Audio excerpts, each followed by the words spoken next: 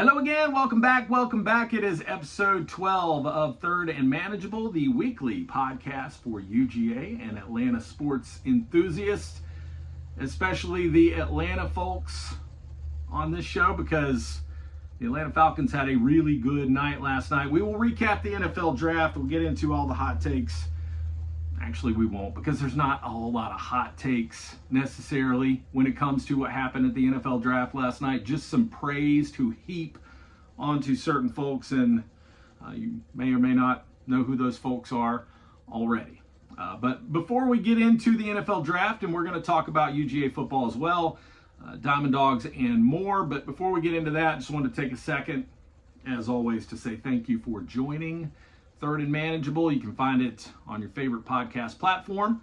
Just look for the red and black microphone. Also on YouTube at Sea&Sky Productions.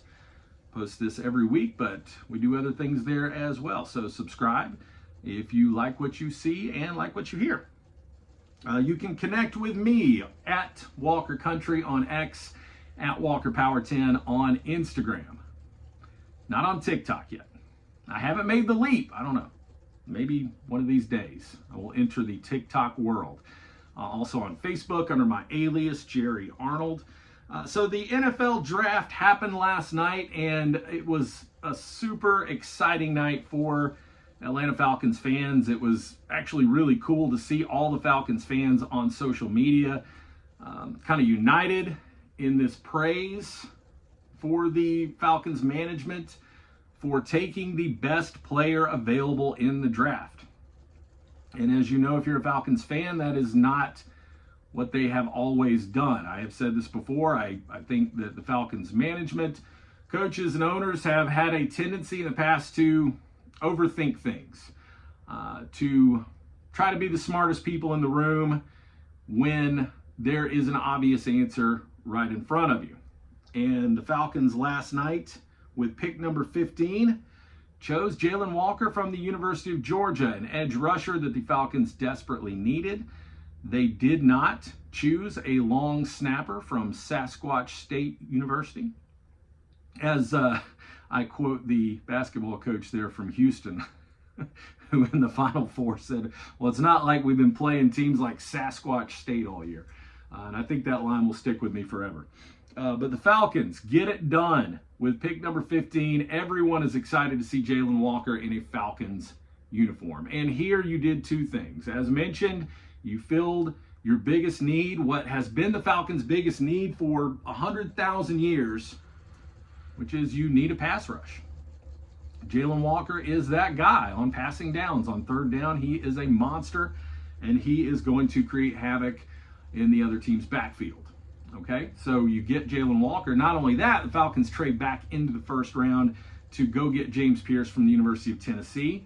And there was a moment where I was like, okay, you go get a Georgia guy, which is what everyone has wanted for all these years, and then you follow it up by drafting a guy from Tennessee. Come on. However, cooler heads prevail, and I have no love for the University of Tennessee. But I will tell you that James Pierce is an incredible athlete and a great football player and another big-time edge rusher. So you fill that need almost instantly, because this is two guys from the SEC. These are two guys that have been through wars playing an SEC schedule the last few years, and they're not going to take a long time to translate their game into NFL material. All right, these are two players that I feel will be able to help you pretty much immediately. And the Falcons mortgaged a little bit to trade back into that first round. As a matter of fact, they mortgaged a lot because they gave up their first round pick next year. But you can see that Raheem Morris and company are in win now mode. They are tired of fans in this city being disappointed with this team and continuing to call out the coaching staff and the management and the ownership. They feel like they can go get this done now, have a really good season, and we'll see about that first round pick when it comes around next year. But the other thing I was going to mention, not only did the Falcons get a great player and two great players in the first round, but you solidify that union with the University of Georgia fan base. And I, for the life of me, have never been able to figure out why the Falcons have not done this before. You've got a big-time school. You've got a football program in the University of Georgia that is more popular than your football team in the state of Georgia. And the Falcons have never drafted a University of Georgia player in the first round until last night. And it's not like they haven't had opportunities, okay? We've talked about this before. You can go back years and years and pick out times here and there where there was a UGA player available to the Falcons that would have made a big difference, and they didn't go in that direction. Again, oftentimes trying to overthink the room. So, a very, very smart football person once told me, when it comes to the draft, you get the best player available. At 15, I did not think Jalen Walker was going to be available. I think other teams may have missed an opportunity by not picking him. So he falls to you at 15, and there you are to scoop up an incredible talent, a Butkus Award winner, and kudos to the Falcons for maybe learning a hard lesson. And we talked about this on a previous episode. You saw the Philadelphia Eagles and what they were able to do by drafting experienced Georgia football players on the defensive side of the ball. And players that you know were coached up right, because if Kirby Smart knows anything, it's defense. Players that have been through SEC wars and will quickly be ready to contribute to your team. And the Eagles did it, and they won a Super Bowl, and everybody in this state, in this city said, well, why can't we do that? Well, this is a turning point. This was a crossroads last night. And you know you did it. Raise your hand if, when it came time for the Falcons to draft at 15, you were expecting to hear, with the 15th pick in the NFL draft, the Atlanta Falcons select offensive tackle from BYU. You knew it was coming. It didn't. Jalen Walker will be in a Falcons uniform, and a lot of those jerseys will be sold. I'm quite sure of it. Also, big time shout out to Kirby Smart. 20 now first round NFL draft picks for Kirby Smart, y'all. Just incredible. And look, if you think that it's just defense, and there's been a lot of great defensive players come out of UGA in the past 5-6 seasons, but if you think it's just defense, I mean, look at what James Cook is doing in Buffalo. Look at the season Ladd McConkey had with the Chargers. Look at what Brock Bowers is doing with the Raiders. Kirby Smart is churning players out on both sides of the ball. These are players that were well coached, well taught, great leaders, and are making big-time contributions in the league. And that's why UGA, as a football program, has been able to continue to recruit so well in this age of NIL. Because Kirby Smart doesn't have to go out there and say, here, let me stroke an $8 million check for you to come play football at the University of Georgia. He can say, hey, look at all these guys that are now on NFL rosters that are making generational money because they came to UGA. And that continues to be a great selling point. It was a good night for the University of Georgia. We'll talk a little bit about some of the other draft picks because I found several of these interesting. First of all, Cam Ward going number 1 to the Tennessee Titans. I don't find that interesting because it was any kind of surprise or anything. We knew it was going to be Cam Ward, but I was surprised at how little hype there was surrounding Cam Ward being the number 1 pick in the draft. As he's walking out to put on his hat and collect his new jersey, they're not even talking about Cam Ward. Maybe because it was a foregone conclusion that he was going to be that guy. And he's a great player. I watched Miami play football 4 or 5 times last year, and he's a tremendous athlete. Not a Patrick Mahomes, not a Lamar Jackson. I don't think he's going to be in that caliber, but he's a very, very good football player and can definitely make plays with his legs. He can extend plays. He can make the throws. He's very accurate. All that. You know all that. But there just wasn't a lot of buzz about Cam Ward. And that's just something I noticed, because usually when you get to the NFL draft, it's all about that first pick. Who's that first pick going to be? And how excited is team blank to have player X on their team? And just didn't have a lot of that. And maybe that's because Travis Hunter, the second pick in the draft, was so much more of an intriguing character, being that he plays both sides of the ball and that he was coached by Coach Prime, and that Jacksonville traded up kind of at the 11th hour there to move up to that number 2 pick so they could get Travis Hunter. And I think that's a home run for the Jacksonville Jaguars. I mean, this has been the most irrelevant franchise in the National Football League. Irrelevant might even be like underselling it. I mean, when's the last time you even thought about Jacksonville Jaguars football? They needed a spark, and they needed a big personality, and they got one. And again, they're going to sell a lot of jerseys. And if he can contribute on both sides of the ball, as they continued to say last night on ESPN over and over again, you get 2 players in one. And this is great for that franchise, and I hope that Trevor Lawrence and Travis Hunter have a wonderful relationship together. I don't care for Clemson, you know that. Ashton Jeanty going to the Raiders.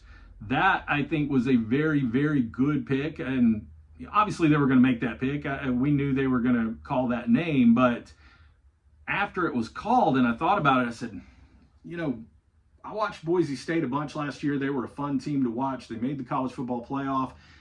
And Ashton Jeanty is just that guy when it comes to a running back. I haven't seen a back like that in many years. Todd Gurley was the last one I could think of off the top of my head, where as soon as he gets the ball, he can house it. I mean, every time Ashton Jeanty touches the ball, there is the potential that he's going to the end zone. He's a home run hitter, and you don't get opportunities to draft many of those guys. So not compare, but pair Ashton Jeanty with Brock Bowers on that Las Vegas Raiders offense, and you got, I think, what are going to be 2 of the best players in the NFL. If they can build anything around those 2 players, look out. Raiders, the Raiders may be coming. Mykel Williams, a big congratulations to Mykel Williams. Such a great player, such a great leader on the UGA defense the past couple of seasons. Ends up getting drafted at number 11 by my San Francisco 49ers. I was going to brag about that pick, but then that was quickly overshadowed by the Falcons taking Jalen Walker. But Mykel Williams is going to contribute in a big time way in San Francisco. And I'm just so excited for that, because the 49ers have not had a lot of good news recently. They're in a bit of a transitional stage, if you will. But Mykel is going to be a great addition to that defense. And then Malachi Starks getting drafted late in the first round by the Baltimore Ravens. Just another first-round pick for the University of Georgia. And every time this happens, it's just a big commercial. It's just a big advertisement for UGA and their football program and why you should come here and play football if you are a high school junior or senior and you're trying to make a decision on where to go. You could end up on that stage just like Malachi Starks last night. And that's a good fit for him, too, with Baltimore being such a defensive-minded operation there, the Ravens, and obviously a very, very good team. Maybe you have some time to come in there and learn, get yourself in the mix by year 2, and have a really, really good career. And if you saw any of the things Malachi Starks did on the field the last few years for the University of Georgia, you know that he's a tremendous athlete and he's going to do good things. So congratulations to those 3 UGA players in particular, but to everyone that got drafted in the first round last night. What a big, a huge deal that is, but really just a big honor and such a blessing for those kids. And you get to see so many of their families. And, some of those families, may have been through a lot and may not have ever had a whole lot of money, and to see money flowing into those families and and the smiles on people's faces and the tears in people's eyes, that's really a big part of draft night and why I like it so much. We'll continue with the football for just a few minutes because I did want to mention, since the last time we talked, that the University of Georgia football program did fill a few needs in the transfer portal. This is kind of old news now. You've obviously heard this before, but if you haven't, let's take a second and mention that Josh McCray has transferred into the University of Georgia, running back from Illinois. I said that I'd watched a lot of Miami football last year and a lot of Boise State football. I did not watch any Illinois football. I did not see Josh McCray carry the ball one time for the University of Illinois last year. But just watching his highlights and watching on X and Instagram what he can do, this is a bruising back who will fit right in with RBU at the University of Georgia. And that was a real need for Georgia, as you also may have heard or may not. Branson Robinson, one half of the Robinsons, has transferred out of UGA, and we wish him the best. So Georgia picks up another running back. My bold take for this coming season, I mentioned this a few weeks ago when we did our spring football preview. I think Nate Frazier is the guy. I think Nate Frazier is him, and he will have 1,000 yards plus this season if he stays healthy. And Nate Frazier is your clear number one running back, but we've worried about what is behind Nate Frazier because obviously he can't take every snap, he can't carry the ball every time. Roderick Robinson's still here. Now you add Josh McCray, and also Chauncey Bowens, Dylan Bell, and Bo Walker all showed out in spring practice. So you feel like that running back room is a little more solidified than it was. And Georgia's offense, again, I'm going to say it. I said it last time. I'll continue to say it until fall practice starts and beyond. Georgia's offense is going to be really good this year. Noah Thomas and Colby Young and Zachariah Branch are all tremendous receivers. You saw it at G-Day. Oscar Delp and Lawson Lucky are great tight ends.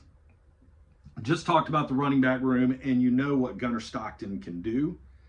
And the cool thing is Gunnar Stockton hasn't even shown us yet everything that he can do.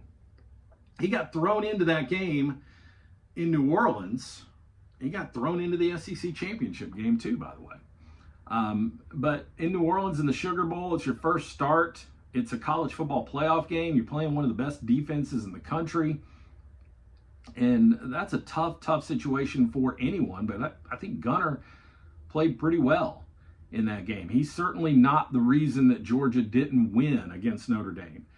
There are other reasons that we won't get into, but, you know, and there was a weird vibe to that Sugar Bowl game, too. Do you remember that was moved because of the horrific terrorist attack in New Orleans? And that game kicked off in, like, the middle of the afternoon on a weekday when I felt like a lot of people were at work. It was just a strange vibe all around with that Sugar Bowl game. I feel like that was an outlier as far as what Georgia football has really been about the last 2 or 3 years. And this season, Georgia will be back in the playoff. And I think Georgia is a national championship contender. I think 10-2 is going to be fine. Same as last year, I think 10-2 gets you into the playoff. It may not get you into the SEC championship game. It did last year. It may or may not this year. But if you said right now, hey, Georgia's going to be 10-2 this year in football, I would absolutely take that. I would love to win in September. That trip to Tennessee doesn't look quite as daunting anymore. I was really worried about that trip to Knoxville because the Vols have progressed the last few years. But without Nico, I don't know if that's as scary anymore. If Georgia gets a win in Knoxville and then comes home and can defeat Alabama at home. And defeating Alabama is something we haven't been able to do much. But I think playing at Sanford Stadium, that's going to be a huge advantage for the Dogs this year. So get out of September undefeated. There's a lot of tough games beyond that. There are definitely some landmines at Auburn doesn't look as easy as it sometimes does. Someone on one of the podcasts this week said they think Auburn is a dark horse playoff contender. I don't know about that, but it's going to be tough to go to Auburn and win. You got to play Ole Miss again. Texas is coming to Athens. Georgia Tech proved last year that they are very much on the come up, and you can't take that game and circle it preseason as a definite win anymore. So 10-2 would be great. Georgia back in the playoff. Again, not necessarily a hot take, but that is what I think is going to happen. And I believe that this year, if the Dogs are a little bit healthier and if that offensive line is able to gel a little bit better than last year's, Georgia has a chance to advance through the playoffs and maybe find themselves in the national championship game once again. I think Clemson's a playoff team this year. Well, they were last year, but let's be honest. Last year, Clemson got in on like a technicality. I mean, they wouldn't have been a playoff team except for the fact that they won the ACC championship game. Last year, Clemson played 3 SEC teams, Georgia, Texas, and South Carolina, and lost all 3. So Clemson last year was not that team. This year, they will most likely be that team, and I think they are going to find their way back into the college football playoff, probably win the ACC again. You know, you can go ahead and pencil in probably Ohio State to the playoffs, Oregon, Penn State. You know, Michigan's going to have a chance, whoever comes out of the Big 12. So once again, I'm just excited for college football season. I think the NFL draft got me kind of hyped up for college football season, and it's too early for that. So I'm trying to tamp that down a little bit. We're still in April. We don't have any college football until August, but there's a lot to talk about between now and then. So we'll move on from football and spend the last 10 minutes or so here on the diamond. The Atlanta Braves maybe are not so bad. If you are familiar with the show Letterkenny, they'll say, how are you now? Not so bad. The Braves, not so bad. Their record right now is 10-14. So, you know, let's not throw a parade. Let's not start handing out trophies. 10-14 is an abysmal record for this point in the season. But if you think about the fact that the Braves started 0-7 and then promptly went to 1-8. Since then, what does that make their record? 9-6 since then. That's pretty good. And the Braves have played really well at home. And if you consider all of the nonsense that the Braves have been through, my goodness, they went through so much nonsense last year. And now nonsense has returned to the Atlanta Braves clubhouse. And I hate it. I hate that Chris Sale is not really pitching that well so far. He'll get the ball tonight in Arizona, and maybe he will return to what we saw last year, which was the best pitcher in the National League last year. But he's not been throwing his best stuff so far. And then the rest of the starting pitching rotation, which all offseason we talked about was such a mystery, and how good can these guys really be? What's going to happen? It's been a mess with the injuries. Injuries to Smith-Shawver, injury to Lopez, and then Spencer Strider, who, my goodness, what? Spencer Strider is the best pitcher in the National League, maybe in Major League Baseball, when he is on the field, when he's on the mound.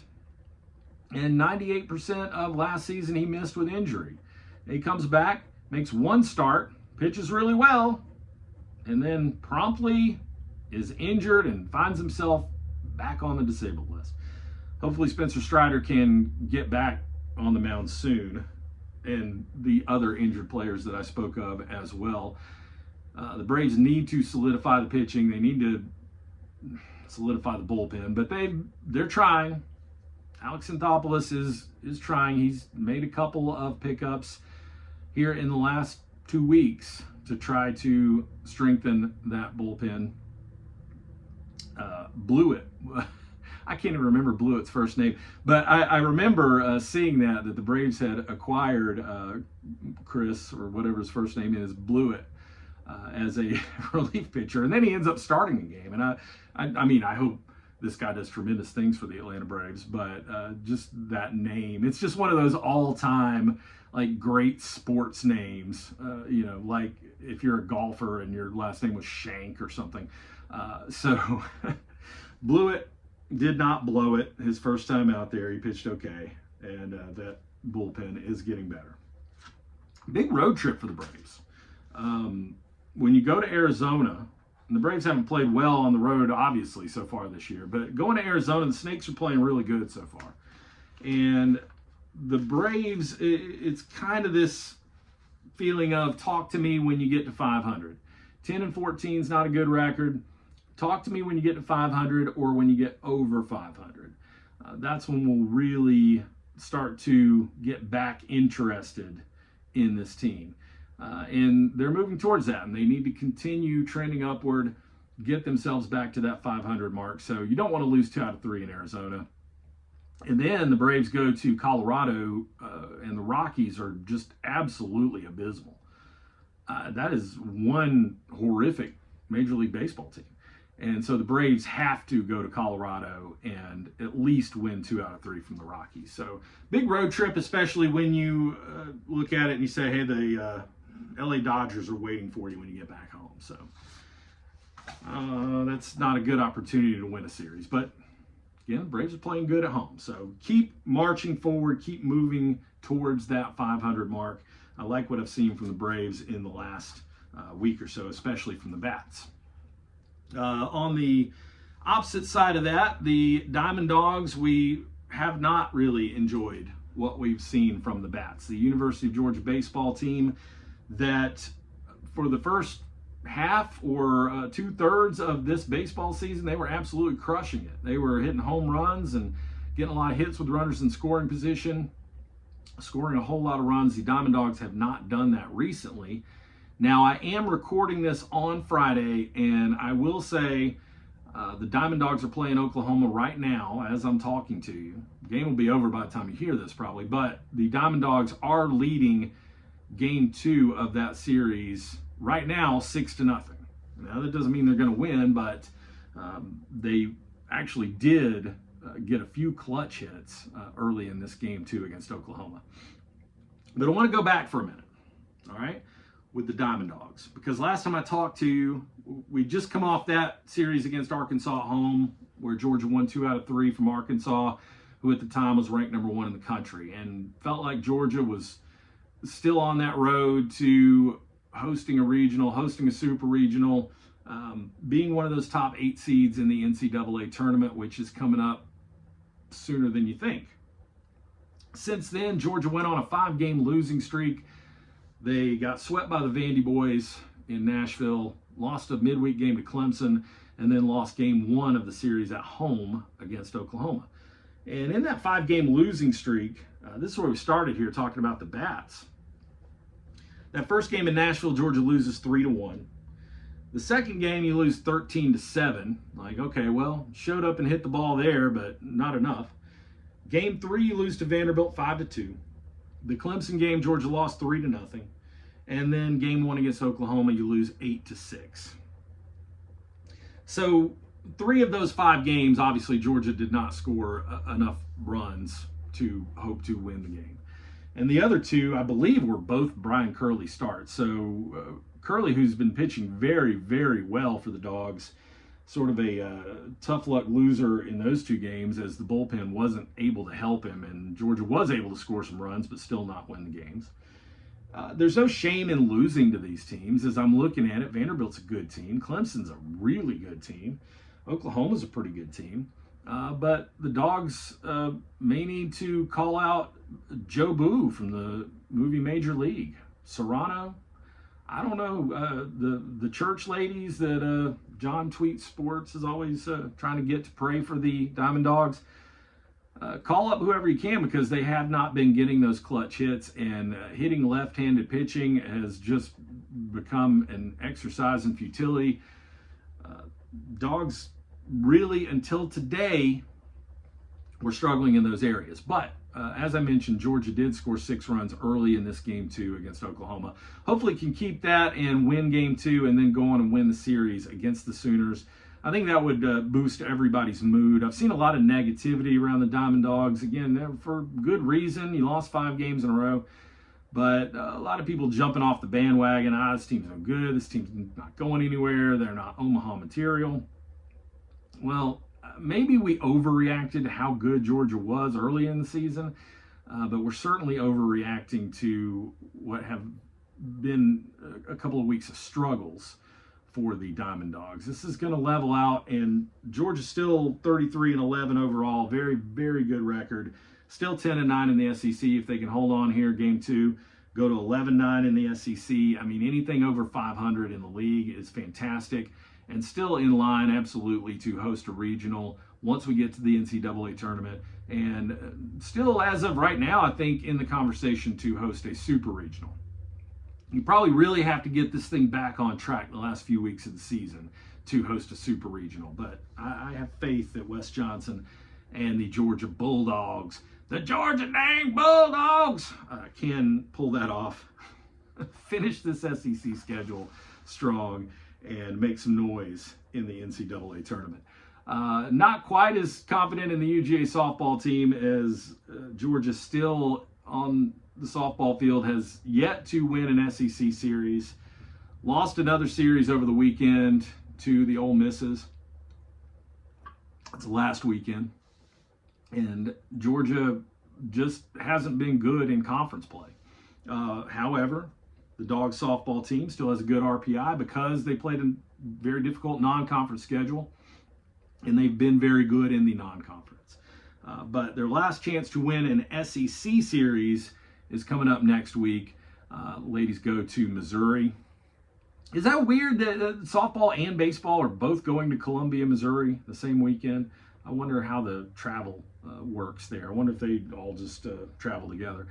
Georgia at Mizzou. They don't play this weekend. There's no midweek game for the softball team coming up. So that series next weekend at Mizzou is the last series of the year. Last chance to get 2 out of 3 in an SEC series. And get yourself ready for the SEC tournament, which is going to be held in Athens this year over at New Jack City. And the Dogs, the softball team, will still be in the NCAA tournament. I don't see any way that they get left out of the tourney. They're probably not going to host a regional, but who knows. And we'll see if they can just kind of get hot at the right time. It's been a disappointing second half of the season for them. Your Atlanta Hawks, real quick. Last time I was here, I said, well, we'll see where the Hawks land in the playoffs. The Hawks did not land in the playoffs. Spoiler alert. As you may have noticed by now, the Hawks season is over. They went 0-2 in the play-in tournament. Just terrible loss to Miami at home. Miami's a good team, but the Hawks had a lot of opportunities to win that game and did not. And so they promptly went out and fired their general manager, Landry Fields. And that needed to happen. The Atlanta Hawks ownership and management has been holding this franchise back for a long, long time now. And changes needed to be made at the top. We knew it, they knew it, and thank goodness that change was made. And we'll see if the Hawks are able to turn things around, because again, you're not really starting from scratch. This is not a huge rebuilding project. The Atlanta Hawks have some good players. They have last year's #1 pick in the NBA draft. Reese Shea is going to be a really good player. If you keep Trae Young, and who knows if they're going to or not, but I am in the camp of I want Trae Young back in an Atlanta Hawks uniform next year. He is one of a handful of true superstars in the NBA, and I love that he's on my team. And I love that Dyson Daniels had such an incredible year, and I love that he will be back next year. Obviously, the new GM will need to make some very, very difficult decisions in this offseason. So we'll see where it goes for the Hawks. I won't spend any time with the NBA playoffs because the first round of the NBA playoffs is so boring. I mean, these series aren't good. I think they will get good by the time we get to like the East and West finals. But right now, yeah. Atlanta United is not good. The Five Stripes, what a terrible result. Lost 3-0 to Philadelphia. and really just haven't been competitive in a few matches recently. So we'll see if they can turn around. I'm not counting on it, but they get Orlando City on Saturday, the big rival for Atlanta United. Right now, Atlanta United only has 9 points, which is not good at this point of the season. It is good for 12th place in the Eastern Conference. So you're a lot closer to the bottom than you are to the top at this point. And if there's any interest in making the playoffs or doing anything this season, Atlanta United is going to need to turn this around quickly. That's all we'll do today. Our record, if you're watching on YouTube, there's always a record sitting behind me. I chose carefully this week the album Tim from the band The Replacements. And if you're not familiar with The Replacements, they are my favorite band, have always been my all-time favorite band. Paul Westerberg is the singer for The Replacements, or was. They haven't really done a whole lot recently. They did have like a little reunion tour that didn't last long a few years ago, but other than that, they haven't really been together since the late 80s or early 90s. But Paul Westerberg, you may know from pop culture references and some of his solo stuff that he did, especially on the Singles soundtrack early in the 90s. Paul's a great lyricist, a great voice, and The Replacements are a tremendous band. This album, Tim, is probably not their best album. Let It Be would probably be their best album.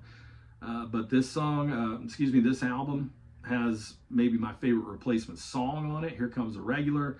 You've also got bangers like Bastards of Young, and then a little more melodic songs like Kiss Me on the Bus. The Replacements, it's one of those very, very undernoticed, underrated bands from the 1980s that were doing this whole alternative rock thing before Nirvana was ever heard of. So that's what I've been listening to this week.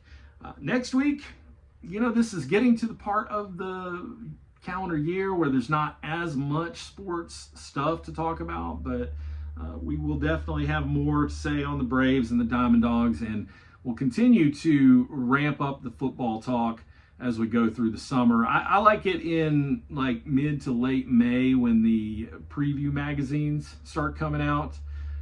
That is one of my favorite times of year for sure. You can really dive into schedules and who's playing who and who's come back for what team. So there's going to be a lot to get into over the next couple of months.